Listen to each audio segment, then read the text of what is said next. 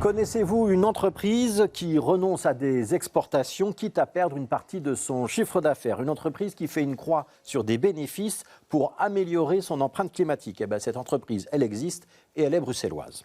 Aujourd'hui, le Bruxelles Beer Project a donc annoncé qu'il suspendait ses exportations en dehors des pays de l'Union européenne. Fini donc les bières de la rue d'Ansart à destination du Japon, du Brésil, de la Thaïlande ou même des États-Unis. 8 pays au total sont concernés. Ça ne changera pas la face du monde brassicole, les volumes étaient quand même relativement réduits, mais c'est révélateur d'une préoccupation environnementale qui est nouvelle dans le monde des affaires.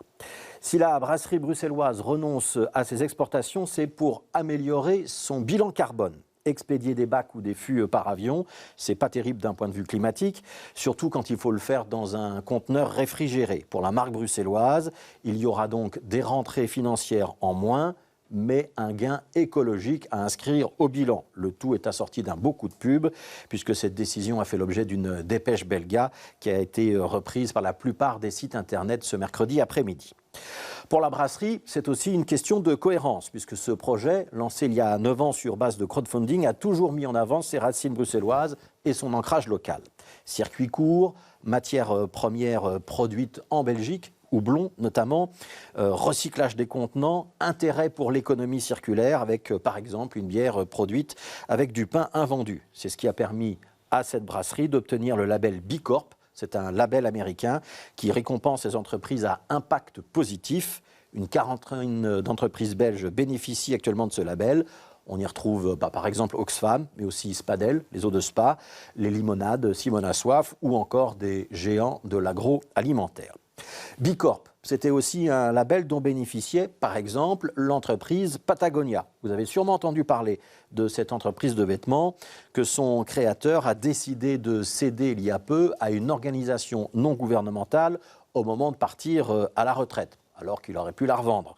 Patagonia légué à une ONG, Bruxelles Beer Project qui renonce à des exportations, ce sont deux signaux qu'il se passe quelque chose dans le monde de l'entreprise et que certains entrepreneurs ont désormais une conscience climatique aiguë, une conscience qui fait que le profit ne peut plus être l'alpha et l'oméga de leur activité commerciale.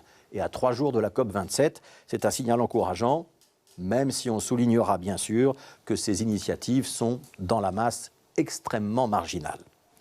Alors encore un mot sur cette brasserie bruxelloise, parce que j'ai moi-même été surpris de son rayonnement à l'étranger, avec de jeunes consommateurs branchés qui, lorsqu'ils passent à Bruxelles, souhaitent s'arrêter rue d'Ansart pour goûter ou acheter des productions de cette brasserie-là et pas d'une autre.